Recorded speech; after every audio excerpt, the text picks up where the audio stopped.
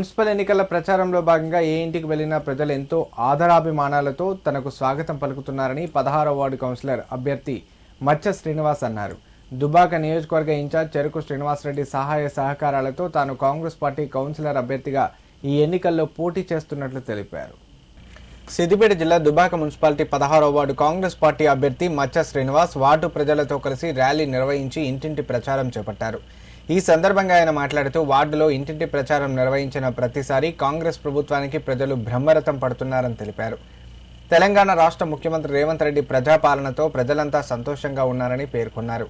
రాబోయే మున్సిపాలిటీ ఎన్నికల్లో 16వ వార్డు ప్రజలు తనను ఆశీర్వదించి ఓట్లు వేసి భారీ మెజారిటీతో గెలిపించాలని ఆయన కోరారు. ఈ కార్యక్రమంలో కాంగ్రెస్ పార్టీ నాయకులు సత్తు శ్రీనివాసరెడ్డి, మాజీ సర్పంచ్లు రాజిరెడ్డి, భూపతిరెడ్డి తదితరులు పాల్గొన్నారు. కాంగ్రెస్ పార్టీ బలపరిచినటువంటి 16వ వార్డు కౌన్సిలర్ క్యాండిడేట్ అభ్యర్థిగా ఇంటింటి ప్రచారాన్ని నిర్వహించడం జరుగుతూ ఉంది.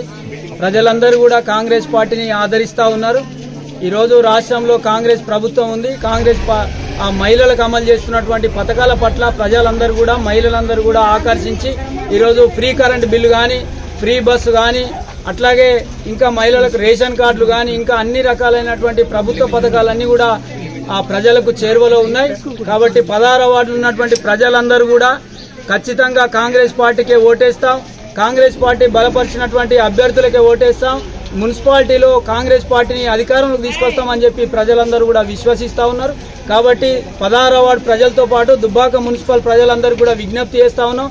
ఆలోచన చేసి కాంగ్రెస్ పార్టీకి ఓటేస్తే దుబ్బాక భవిష్యత్తును మార్చేటువంటి అవకాశం ఉంటుంది. ఈరోజు కారు గుర్తు కోటేసినా, ఇంకోలు కోటేసినా మీ ఓటు మోర్లేసినట్టు అవుతుంది. ఎందుకంటే కారు గుర్తు ఢిల్లీలో లేదు, గల్లీలో లేదు.